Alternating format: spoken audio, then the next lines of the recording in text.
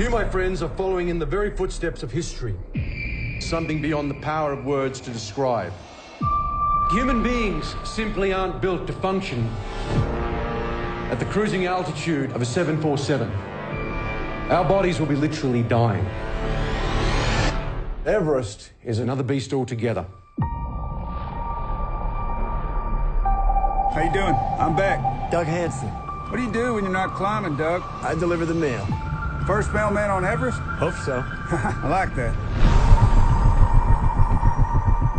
Sit down, man. Climatize. How's the weather? It's good. I wish I was with you. One day, you, me, and our little Sarah will all go climbing together. So today's the day, huh?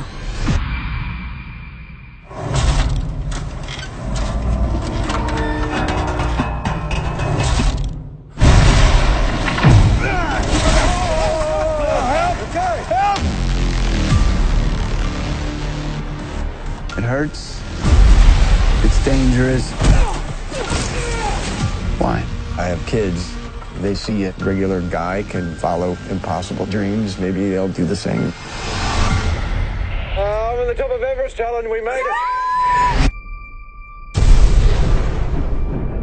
Go to Rob. There is a massive storm headed your way. Oh no. Come on! Get up! That's the wrong way! Doug, let's go! Hurry up! Rob, can you hear me? You've got to get moving. You've got to come on down. There's no oxygen. You go. I'm done. No, I'm not leaving you behind. Come on. It's gonna take all we got. We're all getting down together. Now let's go. If anyone can make it, you can.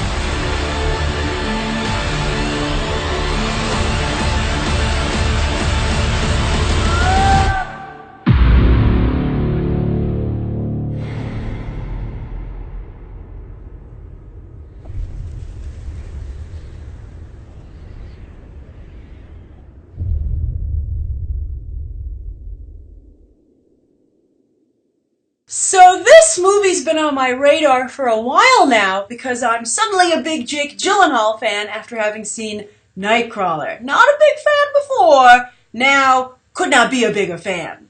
So when I saw the Everest trailer pop up online, I was like, oh boy, time for some Jake Gyllenhaal action.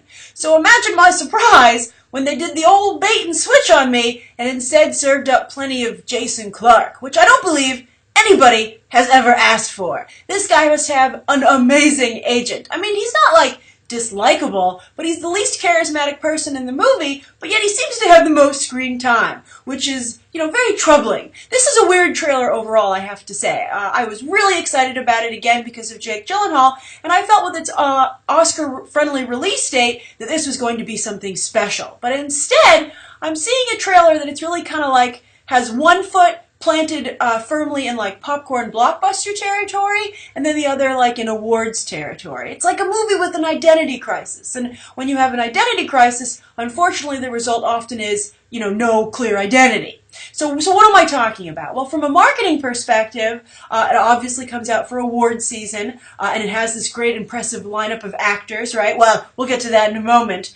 So it has some Oscar pedigree aspects to it, but then they're like, in 3D, and so you're like, well, wait a minute, is this like a prestige film, or is it supposed to be like a disaster flick, right? Oh, and by the way, we've recently had another unfortunate true story on Everest with a number of casualties from the recent earthquake in that region, so this is a very delicate subject matter indeed.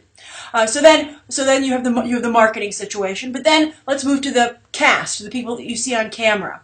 You're like, wow, Jake Gyllenhaal, even for a few seconds, I'll take what I can get. Josh Brolin, very respected actor. John Hawkes, how great to see him in a role like this, in such a big role in this type of film. So that's exciting.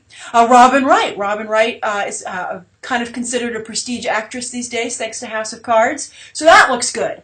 But then on the flip side, you're like, Keira Knightley? Sam Worthington? Wait a minute. Again, what kind of movie am I watching here? And then even behind the camera, there's this identity crisis.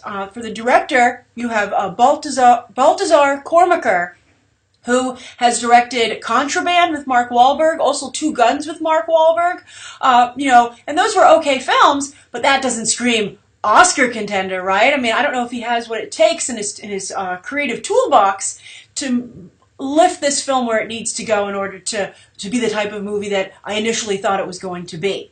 But then also, they have a screenwriter, let's see here, Simon Beaufoy, who is very good at this kind of prestige film. He's written Salmon Fishing in the Yemen, one of my most recent undiscovered gems that I feel everybody should see. It's really, really good. He also wrote 127 Hours, which, by the way, is very similar, although interestingly, 127 Hours didn't work for me as an overall film, and I'm wondering if he'll run into the same problems here because they're such similar properties. But then also he wrote Slumdog Millionaire. So I think he's very good sometimes in injecting the human drama into what seems like a blockbustery type situation, right? And I think that's what this movie is going to hinge on. Because we've seen movies like this. We've seen The Grey, 127 Hours. This isn't something new, even though, of course, it's a true story. We should be very respectful to those who literally fought for their lives, right? And interestingly, fought for their lives in a situation that they put themselves in, right? This isn't like, it couldn't be helped. A horrible accident befell me. These people are knowingly risking their lives. So I think the real crux of it all is going to be why. And I think they seem to explore that a little bit, particularly with the John Hawkes character as this mailman who wants to inspire his children, right?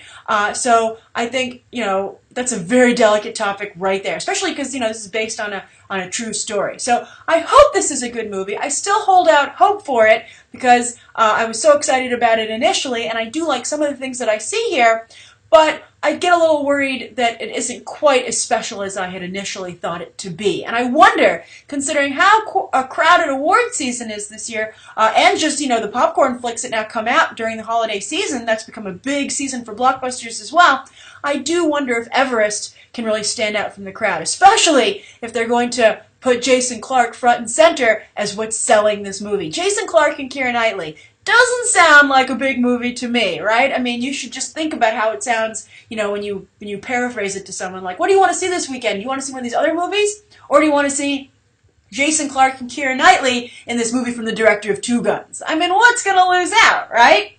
Alright, so that's my review of the Everest trailer. I'm curious to what you think of it. Do you think this is a popcorn blockbuster film, or do you think this is a prestige film? Is it possible to be both? And which version would you be more interested in seeing? And then also, finally, are you like me when you're like, man, I wanted more Jake Gyllenhaal. This sucks. Alright, thank you so much for tuning into my review, and you can check out some other episodes right now.